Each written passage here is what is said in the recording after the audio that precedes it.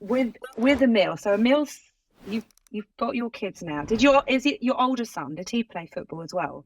Did you Yeah, he kind of did for a while. He did for a while, and he played in a very successful school side. But he was more academic and got to a point where he felt like that was his route rather than football. And that was a wise choice for him in terms of then he went on to university.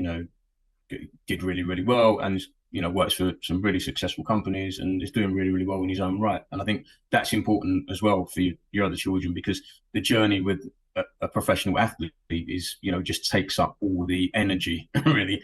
And so it's important that your other children are kind of doing their own thing in their own right, and that they're rewarded for it, and you go to all the stuff that um, uh, is good for them in terms of being at school when they're doing really well, kind of rewarding them in the same kind of way, kind of talking about them as well. And that's difficult as well, because everybody wants to talk about the professional athlete. It's just a balance.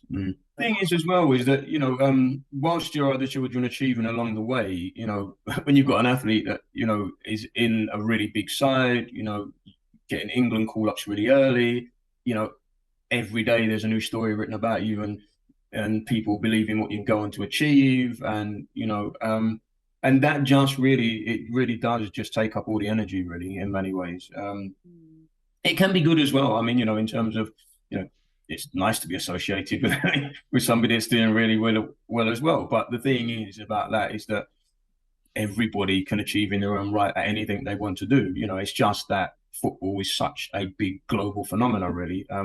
It just kind of takes over the conversation, and everybody just wants to know. They just want to know what he's doing, why he's doing it, who's looking at him, will he move to a particular club? So they're all the conversations that happen all the time. And I think there's a necessity in many ways, because you do have to focus on this solely in terms of if you want to get there as an individual.